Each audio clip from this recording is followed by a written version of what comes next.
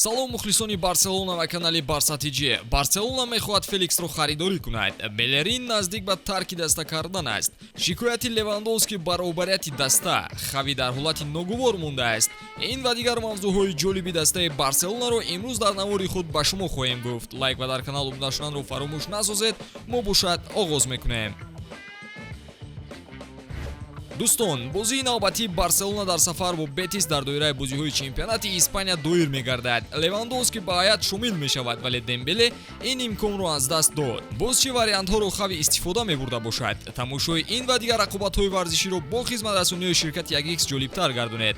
Дар 1x регистратсияи осон ва пардохт аз тамоми гӯшаи канори дунё, вале муҳимтар аз он бонус то $100 бо промокоди БАРСА ТЖ. Ссилкаи бозӣ дар коментария. Ба ҳама муваффақият. дирӯз дастаи Реал Мадрид натавонист муқобили Реал Соседад ғалаба ба даст орад. Дастаи шоҳона бозиро бо ҳисоби 0-0 хотима доданд ва барои Барселона имкони беҳтарини тафовути имтиёзҳоро зиёд кардан даст дод.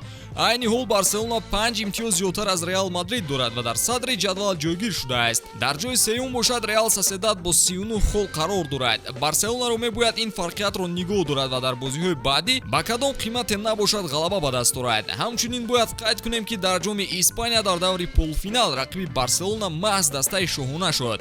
Каталониҳоро мебояд бори дигар сценарияи ғалабаовари худро ки дар суперҷом истифода бурда буданд, бори дигар такрор кунанд. Бозии аввал миёни Реал ва Барселона шояд рӯзи 1 март дар Сантьяго Бернабеу баргузор шавад ва бозии ҷавобӣ бошад 5 апрел дар назар аст.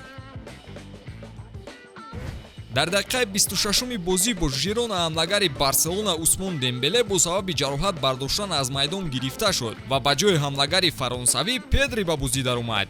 дидор бо Жирона барои Педри 20 сола аллакай садумин бозиаш бо пироҳанҳои Барса шуд. Дебюти ӯ бошад дар бозии Барселона ва Вильяреал ба қайд гирифта шудааст ки дар он бозӣ Барса бо ҳисоби 4-0 ғалаба ба даст овардааст. дар ҳайати Барселона Педри аввалин маротиба ҷоми Испанияро ба даст овардааст. он бозӣ барои ҳамаи бозингарон хотирмон буд ва бо собиқ ҳамлагари каталониҳо Лео Месси дар алоҳидагӣ акс гирифта буданд. аввалин голи Педри дар ҳайати асосӣ ин муқобили Бетис моҳи ноябри соли 2020 зада шудааст. ӯ ҳамчунин ҷоизаи инфиродии Golden Boy-ро соҳиб шудааст.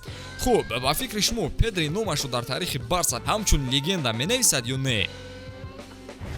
бармегардем ба ҷароҳати Дембеле. Хави баъди маълум шудани натиҷаи ташхиси Усмон аз клуб хоҳиш кардааст ки дар фикри тақвият бахшидани хати ҳамла шаванд. Аммо Барселона бо сабаби ҳамон мушкилии қабле ки ба лимити маоши футболбозон рабт дорад, наметавонад айни ҳол бозингари нав харидорӣ кунад. чӣ хеле маълум шуд, Дембеле наметавонад ба муҳлати 3-4 ҳафта ба майдон барояд. ҳамин тариқ Усмон дар Ла Лига муқобили Бетис, Севилья ва Вильяреал ба ҳайат роҳ намеёбад. ҳамчунин дар полуфинали ҷоми Испания бо Реал Мадрид ва дар Лигаи Аврупо бо Манчестер Юнайтед мо Усмонро дар бозӣ нахоҳем дид. ҳамлагари каталониҳо Левандовски акнун баъди итмоми маҳдудиятҳо дар бозиҳои чемпионат ҳам бозӣ мекунад. Левандовски қайд кардааст ки аз бозӣ кардан бо ТОРРЕС хаста шудааст ва роҳбарияти бошгоҳ ҳам аз ин чиз нигарон ҳастанд. ТОРРЕС наметавонад дар бозиҳои охир ҳатто муқобили дастаҳои заиф бозии устувор нишон диҳад. ӯро аз Манчестер Сити январи соли гузашта харидорӣ карда буданд. дар мавсими қаблӣ дар ҳисоби ТОРРЕС 49 бозӣ, 12 гол ва 7 партофти натиҷабахш буд. ин мавсим бошад ӯ 23 бозӣ гузаронида 5 гол ва 1 асистро ба номаш қайд кардааст. ӯ натавонист интизориҳои сармураббии даста Хавиро бароварда кунад ва вақтҳои охир ҳамагон бозиашро критика карда истодаанд. роҳбарияти бошгоҳ ба қароре омадааст ки дар сурати пайдо шудани харидори хубе ӯро мефурӯшанд. ин ҳамчунин ба даста барои бартараф кардани мушкилиҳои иқтисодӣ кӯмак мерасонад. ду-се бозии охир мо мушоҳида кардем ки Белерин ба ҳайати мукаммали даста шомил намешавад. ӯ яке аз бозингароне ба ҳисоб меравад ки Хави дар камтари ҳолат истифода бурдааст. гап аст ки ҳимоятгари испанӣ метавонад ба Португалия гузариш кунад ва дар дастаи Спортинг ба таври иҷоравӣ бозиро идома диҳад. Белерин метавонад ҳамин зимистон ба иҷора равон карда шавад ва то охири мавсим ивазкунандаи Педро Порро дар Спортинг гардад. лиссабониҳо аввал мехостанд Тарик Лемптиро аз Брайтон гиранд, вале дастаи англисӣ ба ин чиз розигӣ надод. Белерин дар ҳайати Барселона дар Ла Лига танҳо 3 бозӣ гузаронидааст ва чӣ хеле ки гуфтем, шояд ин гуфтушунид ба комёбӣ хотима ёбад. барселона бо атлетико дар вақти фурӯши депайн нуқтаеро оиди феликс қайд кардаанд ки дар сурати тарки даста кардани ӯ барса метавонад ӯро харидорӣ кунад. Айни ҳол ин бозингар дар дастаи челси ба таври иҷоравӣ қарор дорад.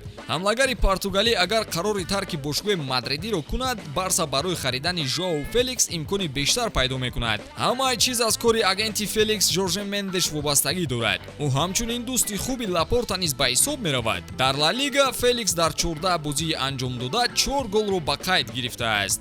хуб, мо умед ба он мебандем ки ҳайати барса ҳарчи зудтар мукаммал мегардад. бозиҳои дар пеши суда хело муҳим барои даста ба ҳисоб меравад ва даста танҳо ва танҳо ғалаба бояд ба даст орад. ба ҳамин тамом, то наворҳои баъдӣ, хайр дӯстон.